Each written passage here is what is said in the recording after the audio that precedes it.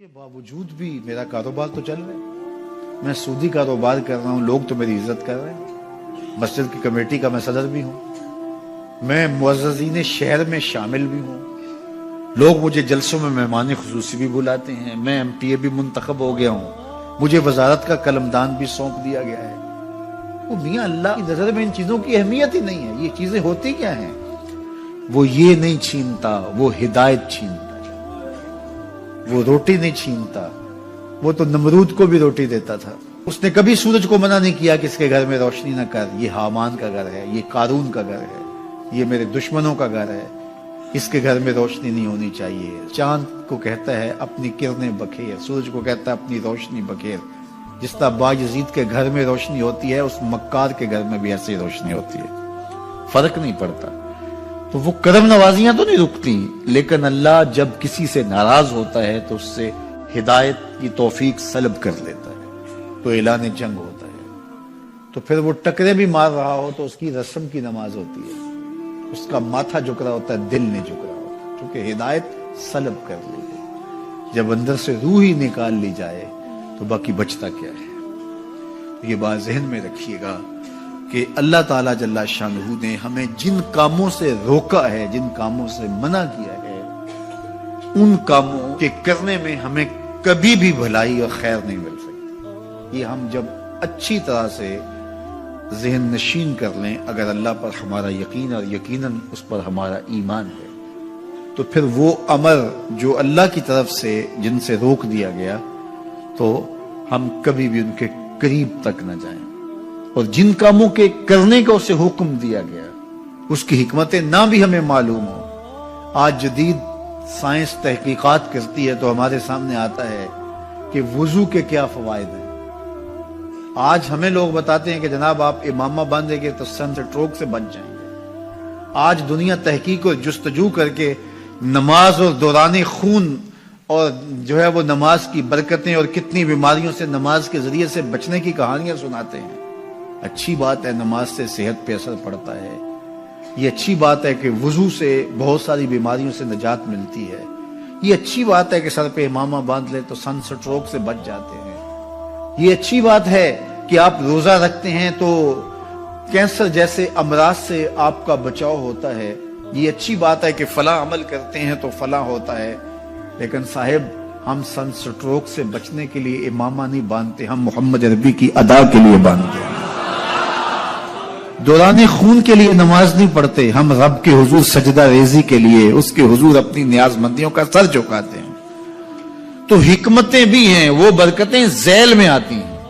تو یہ بات ذہن میں رکھیے گا۔ غزنوی کا وزیر اس سے حسد کرتے ہوتے تھے کہ اس میں کیا خصوصیت ہے کہ بادشاہ اسی کو اہمیت دیتا ہے۔ ایک دن بادشاہ نے کوئی تربوز کاٹا، کوئی خربوزہ کاٹا یا کوئی اور ایسی چیز تھی، تو جس کو بھی دیا تو وہ کڑوا تھا، تو اس نے چوہی چکھا تو پھینک دیا، اور پھر بلایا یاس کو اور اس کو کاٹ کے اس کی پھانک دی، تو ایسے لطف سے کھانے لگا کہ جیسے اس سے لذیذ کبھی پھل زندگی میں دیکھا نہ ہو۔ تو سارے اندر ہنس رہے تھے، ایک دوسرے کو آنکھوں سے اشارہ کر رہے تھے، یہ دیکھو بے وقوف۔ تو بادشاہ رک گیا اور کہا کہ ایاز، یہ جو فروٹ تم نے کھایا ہے یہ میٹھا تھا یا کڑوا؟ کہا بادشاہ صاحب کڑوا۔ تو کہا پھر اتنے ذوق سے کیوں کھایا؟ کہا کہ اس ہاتھ سے میں نے میٹھی نعمتیں کھائی ہیں، آج کڑوی ملی ہے تو تھوک دوں؟ کہا ایسا نہیں ہو سکتا۔ تو میاں کڑوا ہو تو وہ بھی قبول کیا جائے، نفس پہ شاک ہو۔ کڑوی وہ چیز ہوتی ہے جو نفس پہ شاک ہوتی ہے، نفس کرنا نہیں چاہتا، لیکن اس کے باوجود تمہارا دل کہے نہیں، یہ مالک کی طرف سے ہے۔ سخت سردی ہے، گرمی کی شدت ہے، پانی ٹھنڈا ہے اور موسم سرد ہے، پانی گرم ہے اور موسم بھی گرم ہے، رات کا پچھلا پہر ہے، تھکے ہوئے ہیں، لیکن آپ اس کے باوجود بھی اپنے رب کے حکم کو بجا لاتے ہیں۔ نفس پہ شاک ہے، لیکن سینے میں ٹھنڈ ہی نہیں پڑتی جب اس کے حضور سجدہ ریزی نہیں کر لیتے۔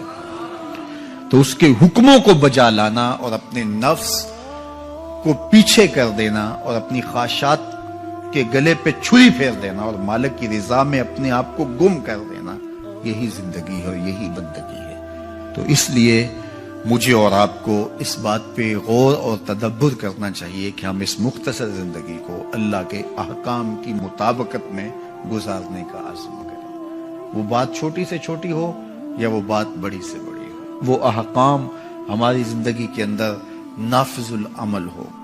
میں پھر وہ بات کہوں گا جو بار بار کہتا ہوں کہ میرے بزرگ ہم سے کہا کرتے تھے، یہ نہ ہو کہ لوگ تمہیں پوچھیں تم کون ہوتے ہو اور تمہیں بتانا پڑے کہ ہم مسلمان ہوتے ہیں۔ فرمایا کرتے تھے صاحب نہ کسی کو پوچھنا پڑے نہ تمہیں بتانا پڑے، تمہاری وضاحت، تمہارا طرز زندگی، تمہارا انداز معاشرت ایسا خوبصورت ہو، تم دور سے آ رہے ہو لوگ پہچان کے کہیں وہ دیکھو محمد عربی کا غلام آ رہا، تم شکل سے پہچانے جاؤ، تم کردار سے پہچانے جاؤ، تم وعدے سے پہچانے جاؤ۔ کتاب کا نام ہے بشر القیب فی لقاء الحبیب۔ حضور علیہ السلام کی ملاقات کے حوالے سے یہ کتاب امام سیوطی علیہ رحمہ کی مصنفہ ہے۔ اس میں ایک واقعہ انہوں نے لکھا کہ ایک شخص قبر میں اترا اور نکیرین آئے اور انہوں نے سوال و جواب کا سلسلہ کیا، من ربوں کا، ما دینوں کا۔ اچھا، اس کی داڑھی میں چند بال سفید تھے جن کو وہ مہندی لگایا کرتا تھا۔ تو جب منکر نے کہا کہ من ربوں کا، تو نکیر نے اس کا ہاتھ پکڑ کے پیچھے کھینچتے ہوئے کہا اس سے سوال پوچھ رہا ہے، تو دیکھ نہیں رہا اس کی داڑھی میں اسلام کا نور چمک رہا ہے، اس کی داڑھی میں اسلام کا اجالا تمہیں دکھائی نہیں دے رہا؟ تو تمہاری وجہ قطعی ایسی ہو کہ فرشتے بھی دیکھیں کہ یہ حضور کا غلام آ رہا ہے۔ اللہ کے ذکر سے رخ پھیر لے، اللہ کی یاد سے رخ پھیر لے، اللہ کے دین سے اعراض کرے، تو پھر خدا شناسی، قناعت، توکل اور اعمال خیر تو اس سے چھن ہی جائیں گے، اس کو خود فراموشی کے عذاب میں مبتلا کیا جاتا ہے۔ اور قرآن مجید نے ایک دوسرے مقام پہ ارشاد فرمایا وَلَا تَكُونُوا كَالَّذِينَ نَسُوا اللَّهَ فَأَنسَاهُمْ أَنفُسَهُمْ، ان لوگوں کی طرح نہ ہو جانا جنہوں نے رب کو بھلا دیا، وہ بھول گئے، اپنے رب کو بھول گئے۔ غفلت ایسی طاری ہوئی، سویر سے لے کر شام تک اور شام سے سویر تک دنیا دنیا اور دنیا ہی مقصد حیات بن گیا۔ دنیا میں آئے کس لیے تھے، مقصد کیا تھا، بھول گئے۔ میلہ دیکھنے کے لیے آئے تھے، گھر کا راستہ بھول گئے۔ اللہ اکبر۔ تو فرمایا تم ان لوگوں کی طرح نہ ہو جانا۔ پھر اللہ نے انہیں سزا کیا دی، رزق کے دروازے بند کر دیے؟ نہیں۔ ان کی سانسیں چھین لی؟ نہیں۔ سورج کو حکم دے دیا اس کے آنگن میں روشنی نہ بھیجنا؟ نہیں۔ چاند کو چاندنی بکھیرنے سے روک دیا؟ نہیں۔ آب و ہوا روک دی گئی؟ نہیں۔ انہیں کیا سزا ملی جنہوں نے رب کو بھلا دیا؟ فرمایا فَأَنسَاهُمْ أَنفُسَهُمْ، اللہ نے انہیں ان کی ذاتوں سے انہیں بے خبر کر دیا۔ جو خدا فراموش ہوئے وہ خود فراموش ہو گئے، انہیں اپنے آپ سے ہی آگاہی نہ رہی۔ اور مجھے بتاؤ، جسے یہ بھی نہ پتا ہو کہ میں کون ہوں، اپنی شناخت جو بھول جائے، اس کے پلے ہوتا کیا ہے؟ اقبال نے کہا تھا نا، اپنے من میں ڈوب کر پاجا سراغے زندگی، تو میرا نہیں بنتا تو نہ بن، اپنا تو بن۔ مجھے بتائیے، 6 فٹ کا جوان ہو، قدے رانا رکھتا ہو، اس کی آنکھیں عقابی ہوں، ماتھا کشادہ ہو، رنگ چمک رہا ہو، ہونٹ گلابی ہوں، لیکن اس کی قمیص کے پیچھے گھر کا ایڈریس لکھا ہو کہ کسی کو ملے تو اس ایڈریس پہ پہنچا دے، تو آپ اس کا چہرہ دیکھ کے کہتے ہیں واہ کیا جوان رانا ہے، کیا اس کے ہونٹ گلابی ہیں، کیا نرگسی آنکھیں ہیں، کیا خوبصورت چہرہ ہے، کیا شمشاد قد ہے۔ لیکن اچانک نظر پڑی تو اس کے گھر کا ایڈریس اس کی قمیص کے پیچھے لکھا تھا۔ آپ نے کہا میں نے دور سے دیکھا، اس کا تو توازن عقلی ہی ٹھیک نہیں، یہ تو بیچارہ جو ہے وہ پاگل ہے۔ تو قد کاٹ ہونے کے باوجود گھر کا ایڈریس پیچھے لکھ دیا گیا، تو اب ہر کوئی سمجھتا ہے کہ یہ بیچارہ فہم و ادراک کے نور سے خالی ہے۔ قدے رانا پہ ترس آنے لگ جاتا ہے، اور وہ آنکھیں جن میں ڈوب جانے کو، جھیل جیسی آنکھوں میں غوطہ لگانے کو جی چاہتا تھا، تو اب ترس آنے لگ جاتا ہے کہ یہ بیچارہ تو خود فراموش ہے۔ اللہ فرماتا ہے جس نے رب کو بھلا دیا، تم یہ نہ دیکھو اس کے بنگلے کتنے ہیں، یہ نہ دیکھو اس کے پاس کوٹھیاں کتنی ہیں، یہ نہ دیکھو اس کی چمکتی ہوئی کتنی لمبی گاڑی ہے، یہ نہ دیکھو کہ عالی نسب ٹاؤن کے اندر اس کا گھر ہے، یہ نہ دیکھو اس کا بینک بیلنس کتنا ہے، ہاں یہ بھی نہ دیکھو اس کے پاس وزارت کا قلم دان ہے، یہ بھی نہ دیکھو کہ یہ وزارت عظمیٰ کی کرسی پہ بیٹھا ہوا ہے، یہ بھی نہ دیکھو کہ اقتدار کی مسند پہ جھولتا ہے، یہ بھی نہ دیکھا ہو کہ یہ ڈائس پہ کھڑے ہو کے نعرے لگاتا ہے، لوگ آگے سے جواب دے کے واہ واہ کے ڈونگرے برساتے ہیں۔ کہا اس کی قمیض کے پیچھے لکھا ہوا ایڈریس پڑھ لو، فَأَنْسَاهُمْ أَنفُسَهُمْ، یہ وہ شخص ہے کہ جو اپنا پتہ بھول چکا ہے، جسے پتہ ہی نہیں کہ میں کون ہوں، اس دنیا پہ آیا کیوں، جو آ کے بھول گیا ہے، اسے گھر کا رستہ ہی نہیں مل رہا اور یہ بھاگا پھر رہا ہے دنیا کے اندر۔ کیا بتائیں احباب کیا کارنامائیاں کر گئے، بی اے کیا، نوکر ہوئے، پینشن ملی اور مر گئے، زندگی کا مقصد ہی نہیں ملا۔ کہا جو اس دنیا میں اندھا رہا کل قیامت کے دن بھی نابینا اٹھایا جائے گا۔